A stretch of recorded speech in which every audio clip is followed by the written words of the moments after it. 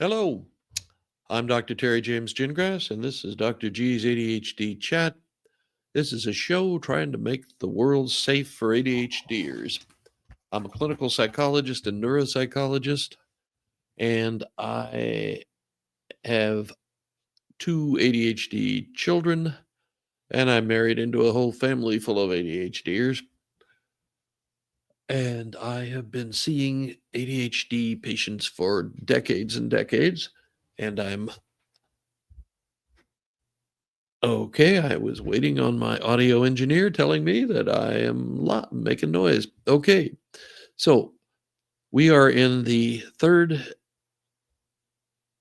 of a series of three, unless I change my mind and do more. But anyway, for right now, it's three sessions on ADHD parenting, being the parent of an ADHD. And we've gone through having no parents with no ADHD at all, and that's kind of odd to me, but anyway, we talked about that some. And then the second session, we were talking about, the most typical one I see is when one parent is ADHD and the other parent is neurotypical, usually a little on the compulsive side of things.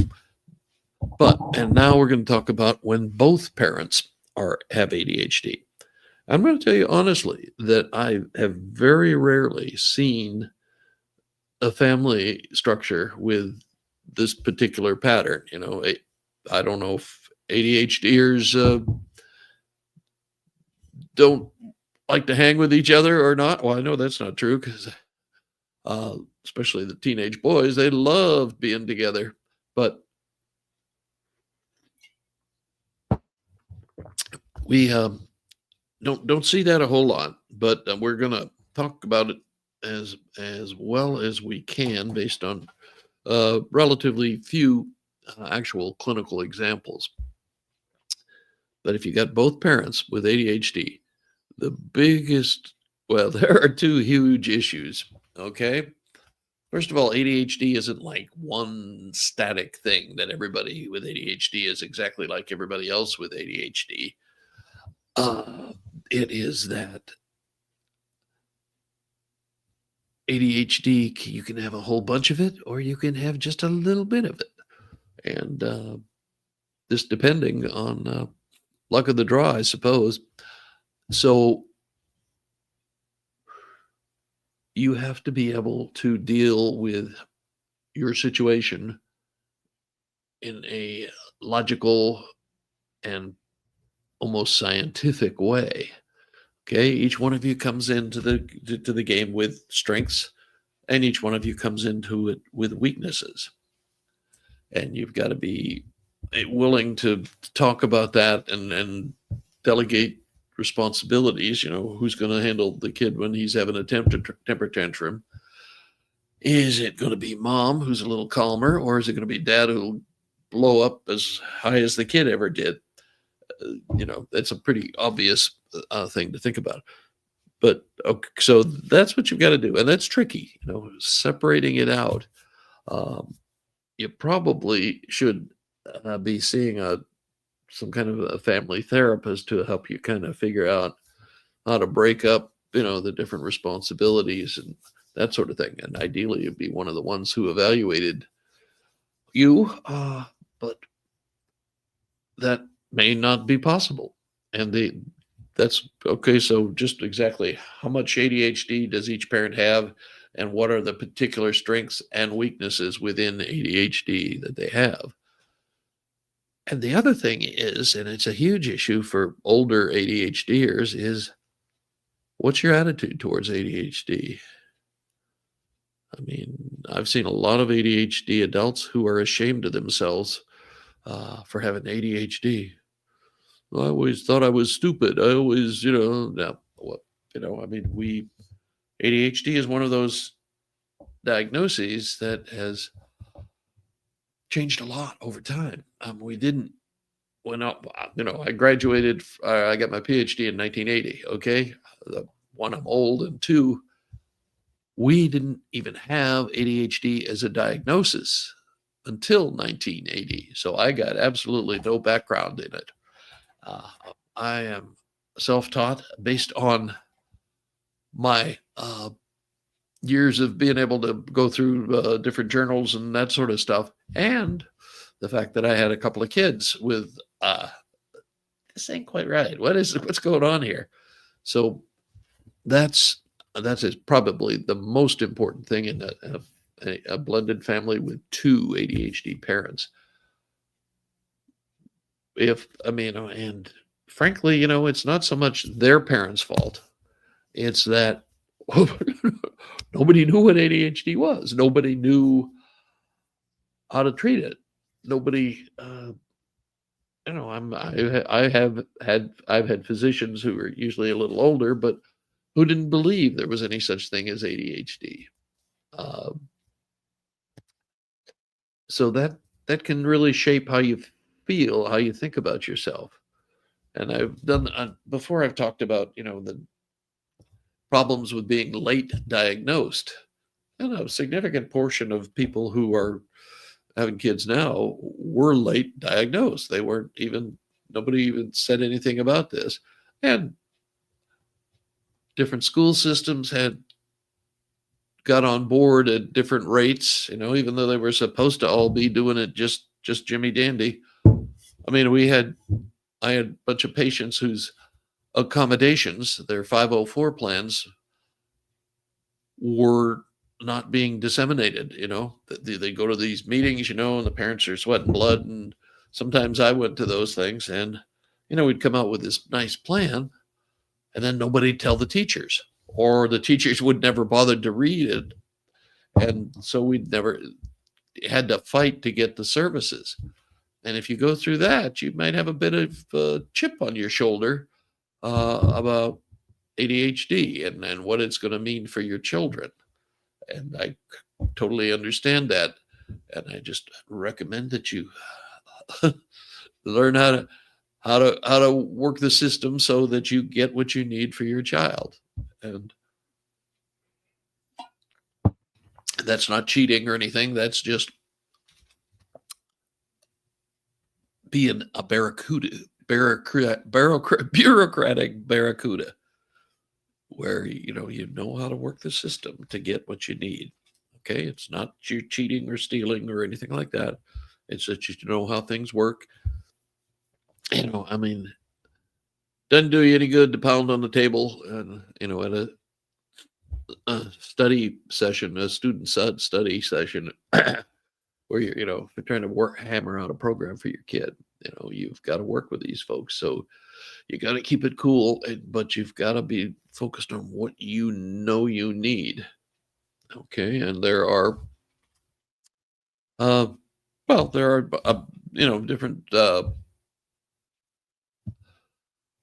different sources of information for you.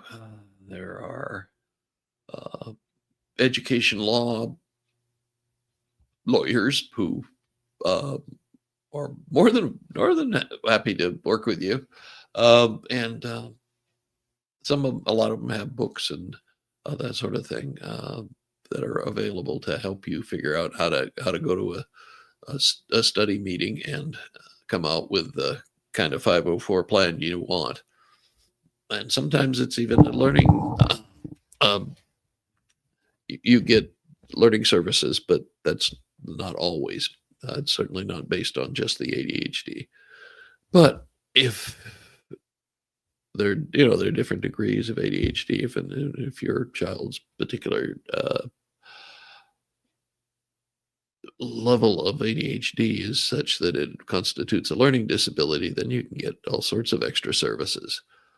Accommodations are they're going to change procedures a little bit to make it easier for your child. Preferential seating and that sort of thing. And sometimes you have to fight really hard for that, and then you've got to check and make sure they're actually doing it. And if you're ADHD and tend to be a little absent-minded and that sort of stuff, you've got problems. So you've got to figure out how the most organized of the two of you has got to take the lead in handling the bureaucracy, because If you don't keep up with them, they will drift off course remarkably. Okay, so you've got to know your styles for parenting. You've got to know your attitudes towards your own ADHD, and you've got to, you know, have come to some accommodation, some agreement with each other as to what you want your child's experience, since he has ADHD and he got it from you guys. Um, and how do you want him to be an adult with ADHD? And there are a lot of people out there with ADHD who are living very nice lives, in spite of, having to fight and struggle to get through school and that sort of thing. But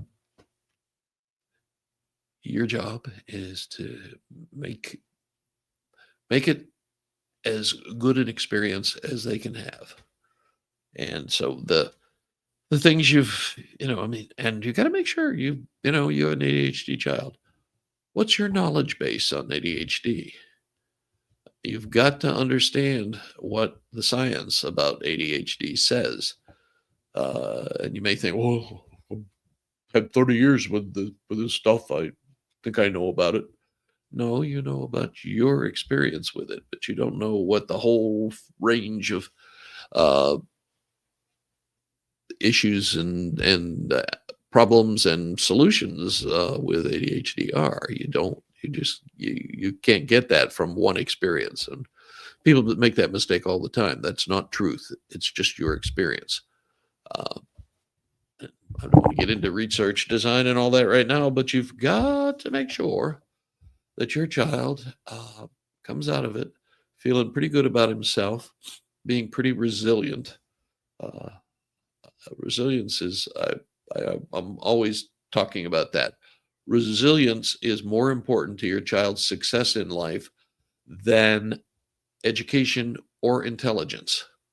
Okay. And resilience is the ability to stand up, dust yourself off after a maybe not great experience, and learn from the experience and keep plugging away, keep going back, getting better and better. And there are ways of teaching that, and perhaps we should spend some time going into that in the future. But you've got to work on the resilience. You're trying to build a kid who looks at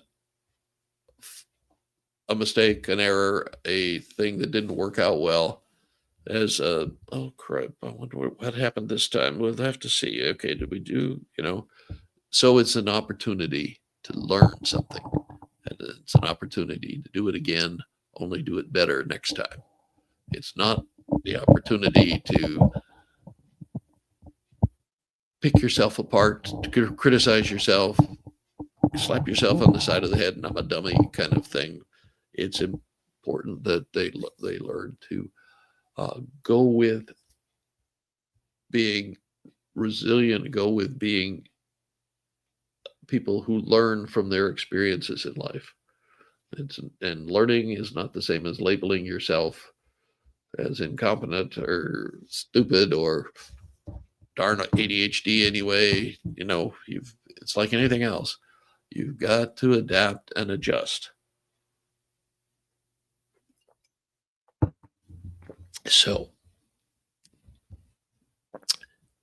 the other important thing for ADHD families when both parents have ADHD is you've got to figure out ways to make life easier for yourselves. And honestly, most of that is about establishing routines. Routines are marvelous things because you don't even have to think about them. You just do them. You've been doing it so long. Most of us don't think about brushing our teeth in the morning and brushing our teeth at night. We just do it. It's part of the routine. We don't even have to think about it. All of a sudden, I've got the toothpaste in my mouth and I'm brushing my teeth. It's just that time of day.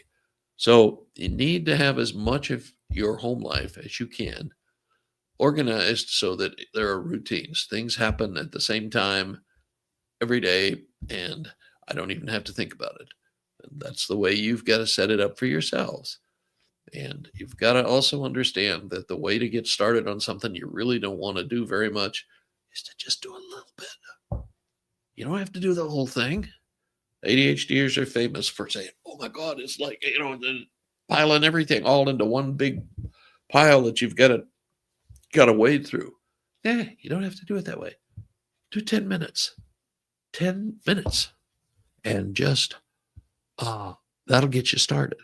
And if you say you can even set a timer for 10 minutes, and you just start the project, whatever it is. And then once you get going, you may find that, I think I'll do a little more. And so you may end up doing 2 hours. I don't know. It doesn't matter. But you get started. Getting started is the there's a Latin quote, but I'm not going to trouble you with that. But it's just the idea is getting started is half the battle. Once you start, you're halfway there is the idea. And that is totally true. And that is totally the way all of us work. Okay. Once we've gotten started, we're good to go. But it's just before we get started, we can think of so many reasons why we can't get this done or that done. And that's not going to help us much. And it's not necessary. So just like I said, just get started. 10 minutes, 5 minutes, whatever. Get yourself one of those little Pomodoro timers. I think it's Time Timer is the company that does those. They're a little cheapy timer. Cost you $20, and you just set it for 10 minutes and boom, get you started. And boom, it'll get your kiddo started as well. So that's kind of an important thing to do. You have routines, and you also have ways of setting yourself up to do the routines. And occasionally, especially if you both have ADHD, you got to just spend some time just thinking about your strengths, measuring your strengths, if you will.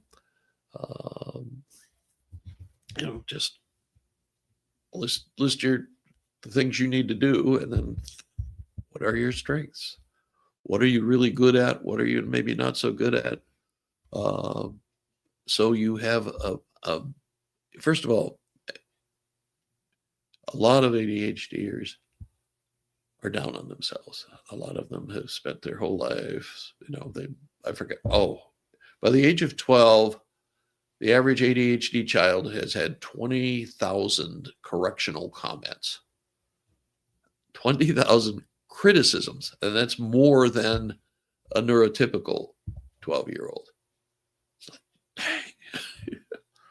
That's a lot of negative to wade through. So you've got to make steps, procedures to think of the positive things you do.